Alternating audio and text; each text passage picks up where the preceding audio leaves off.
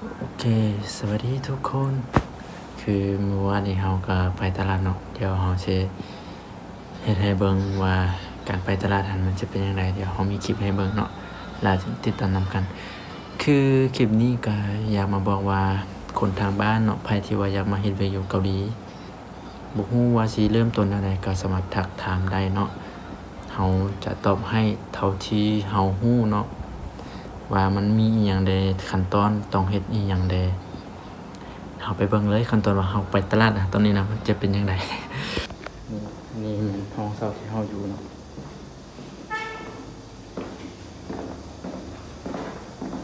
ให้หมู่เราขี่รถที่ไปเดี๋ยวเราสิย่างถ่ายคลิปไปนำกันไปเบิ่งนำกันเนาะ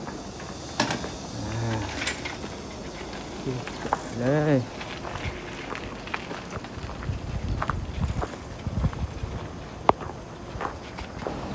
สบายดีพอดีเรากำลังสิออกอันไปหาหมู่คนหนึงเนาะที่ว่าเฮ็ดเวียกนำกันสิชวนเราไปซื้อแนวกินเพราะว่าเราอยู่พี่ยังบ่ฮู้นะทางไปเดี๋ยวไปกันเลยเพราะว่าเขาหากันมาเนาะก็แน่นอนว่ายังบ่ฮู้ว่าตลาดอยู่ไสแล้วก็อันห้างสรรพสินค้านะอยู่ไสเพราะอยู่แถวอ้อมๆนี่หั่นมันจะบ่มีเนาะคือตลาดต้องไปพู้นมื้อนั้นเฮาไปโคตรไกลเลยย่างไปก็เลยแบบว่าต้องหาเราไปแหละเพราะว่าเราชำนาญแล้วเราอยู่ได้1 ปี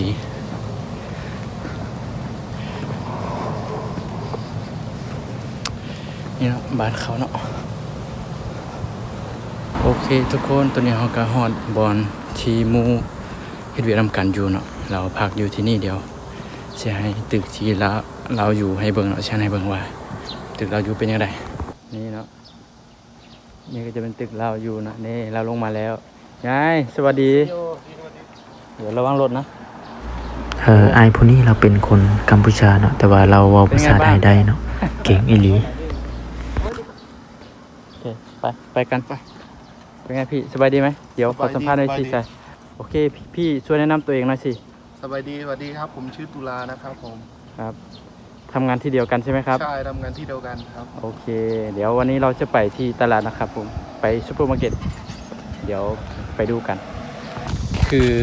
ตอนนี้เนาะเราสิไปขึ้นรถบัส ซึ่งเราบ่เคยขึ้นมาก่อนบ่ฮู้ว่าสิไปถูกหรือว่าสิไปผิด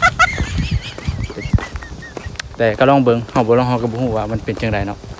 ต้องลองใช่ไหมพี่ใช่ต้องลองครับไม่ลองก็ไม่รู้ เดี๋ยวลงทางค่อยว่ากัน ไปกัน3 คนครับร้อนชิบหายเหนื่อยมากโอ้มันนี่ก็บ่ฮู้เป็นหยังว่าบ้านเขาจึงไม่ให้โดนหน้าเขาจักแล้วคือคำสั่งเขาแต่ก็ไม่เป็นไรเราก็ไม่ให้โดนต้องระวังเอาไว้เนาะเดี๋ยวนี้ประเทศเขามันยังไม่สงบเลยโอเคครับเดี๋ยวตอนนี้เราก็กำลังย่างไปเดี๋ยวชี้สอบบนท่ารถเมล์เนาะสิไปตลาดกันแต่บ่เคยไปจักเทื่อโอเคบายเดี๋ยวไปเบิ่งกันเลยสวัสดีตัวนี้ก็ฮอนไลน์เนาะโคตรฮอนเลยหอมสุดๆเลยเดี๋ยวจะไม่เข้าสุดฮอนบนนั่งทารถเมล์เนาะนี่จะเป็นบนทางมาลายเนาะจะมีไปมาครับ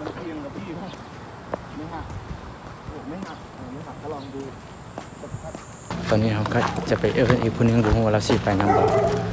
เดี๋ยวเราสิลองถามอายุนี่ไหมองุ่นโอ้เฮ้ยมักองุ่นนี่ว่าโอ้น่าทานจังพุทราใครรู้จักพุทราโอเคก็กำลังจะไปสวนลาวเนาะเดี๋ยวไปเบิ่งว่าเราเป็นยังไงเราสิไปบ่อยู่ไหมไม่อยู่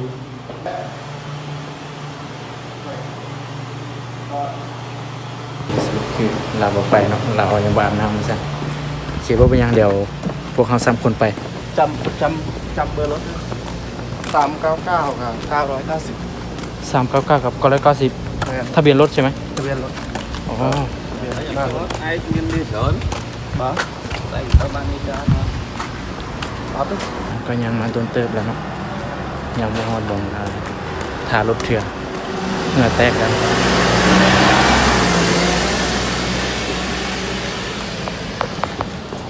ก็จะนั่งถ่ารถเมล์อยู่นี่เนาะนี่สิบนตู้นั่งถ่ารถเมล์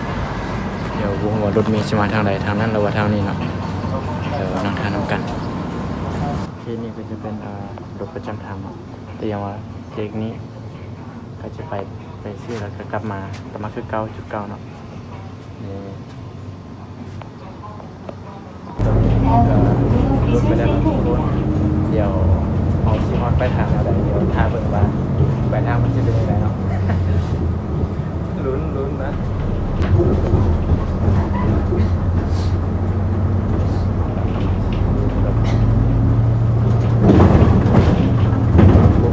ไม่ได้สิว่าอย่างไรแต่ว่าเขาก็ถ่ายไว้ให้ถึงนะจะ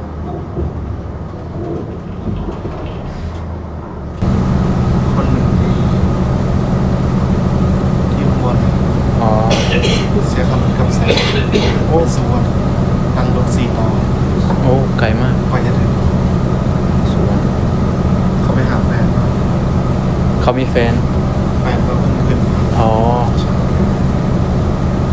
แต่นี่เราจะไปตลาดเอง น่าจะไม่ลงทางมั้งเดี๋ยวไอจุฬาเพิ่นว่าเวลาเขาขึ้นเขาก็ต้องแปะเนาะแล้วบัดเขาลงมาเขาก็ต้องสแกนแปะอีกทีนึงบ่ฮู้ว่ามันสิตัดเงินเราอีกบ่เพราะว่าเขาขึ้นเขาเอาบัตรใส่แล้วมันก็ตัดเงินเราไปแล้ว 1,500 วอนแล้วก็ลองเราถ้าว่าถ้าเขาลงมันจะตัดเงินเราบ่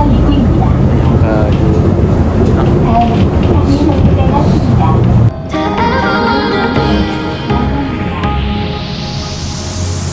Nothing seems right. ทางหุ่นมันเนาะ Cause when you're born, I lose my sight. It's harder at night. The curtain's drawn, can't show my eyes. น่าจะผิดที่บอกเป็นหยังมาฮอดใส่กับจอดอยู่หันเนาะ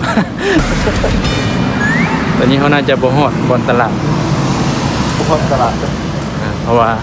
เขายังบ่ฮู้ทางบ่เรื่องทางก็เลยลงผิดที่ผิดทาง แต่ก็บ่เป็นหยังเดี๋ยวสอกซื้อแนวกินอยู่แถวๆนี้ก็ได้เนาะ ให้รู้ทาง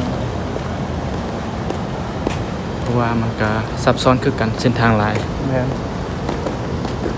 เราก็ไปบ่ฮอดจุดหมายแล้วก็ต้องได้นั่งท่ารถอีกทีนึง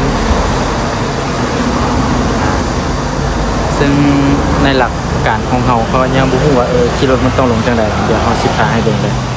แต่ว่าสุเจ้าสิเข้าใจแบบค่อยคิดบ่ค่อยคิดว่าเนาะสมมุติว่าตอนนี้เฮาอยู่นี่เนาะแล้วเฮาต้องนับว่าเขาเจ้าจอดอยู่ไสเฮาต้องนับว่า1 2 3 4 5ซึ่งเฮาจะลงบอลที่6ซึ่งเฮาเข้าใจจังซี่ว่ามันสิถูกบ่สิบ่ตามที่เฮาเข้าใจแต่ว่าเดี๋ยวเฮาสิลองถามคนที่เขาฮู้ว่ามันแม่นบ่ Told me I'm all that you need. หลังจากที่เราถ่ายแล้วรถก็ได้มาแล้วเนาะน่าจะเป็นคันนั้นเนาะที่ว่าเราจะขึ้นต่อ เพราะว่าเราได้ลงผิดเมื่อก่อนหน้านั้นเนาะโอเคหลังจากรถฮอนนี่แล้วเนาะก็แบบเขาเจ้าจะจอดไว้แป๊บเดียวเราก็เกียมบัตรธนาคารไว้แล้วก็ไปสแกนเขาเจ้าจะหักเงินออโต้เลยเนาะหักเงินในบัตรธนาคารเราเลย และบัดนี้เราต้องนับเนาะว่าเขาเจ้าจอดจากเทื่อเนาะบอลจอดทันมีจากบอลแล้วเพราะว่าเราจะลงบอลที่6เราก็ต้องนับว่าเขาเจ้าจอด1 2 3 4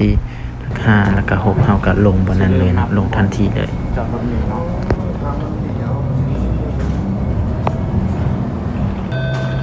이번 정류장은 수원망고사 파트입니다. 다음은 경산 중고등학교 ที่เราลืมอัดเนาะ 이번 정류장은 저, 경산 중고등학교 앞입니다. 5บอลที่ว่าเราจอดกับบอลที่6แล้วบอลที่เราจะลงและการบ้านเขาเนาะมันจะมีแบบซิริคล้ายๆซิริว่าจังสีตลอดเลยเนาะ ว่ามันจะลงอยู่ใส่ลงอยู่ใส่ได้มันจะค่อนข้างที่จะลำบากนิดนึงเนาะเพราะว่าเราบ่เคยไปจักเทื่อการขึ้นรถเมล์นี่เฮากับผู้ลืมเนาะเมื่อกี้ก็ใส่บัตรบ่ได้ ก็ต้องไปกดอีกเทื่อนึงจะเป็นอะไรเดี๋ยวเฮาไปเบิ่งทางหน้ากันเนาะเดี๋ยวจักหน่อยเดี๋ยวสิให้ตอนนี้ก็ออกไปแล้วเนาะ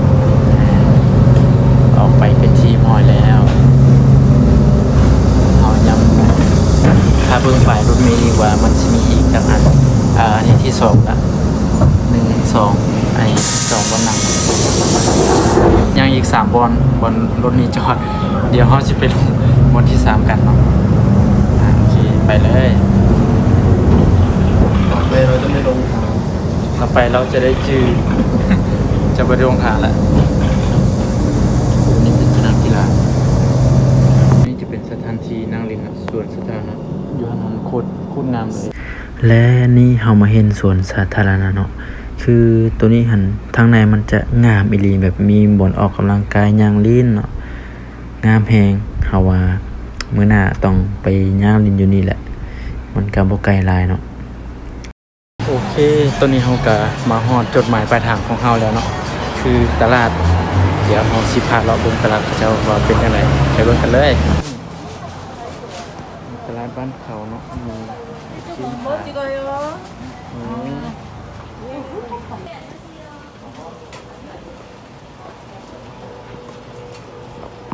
ในตู้เมื่อกี้เราให้ซื้อกิมจิแต่ฟังไม่รู้เรื่อง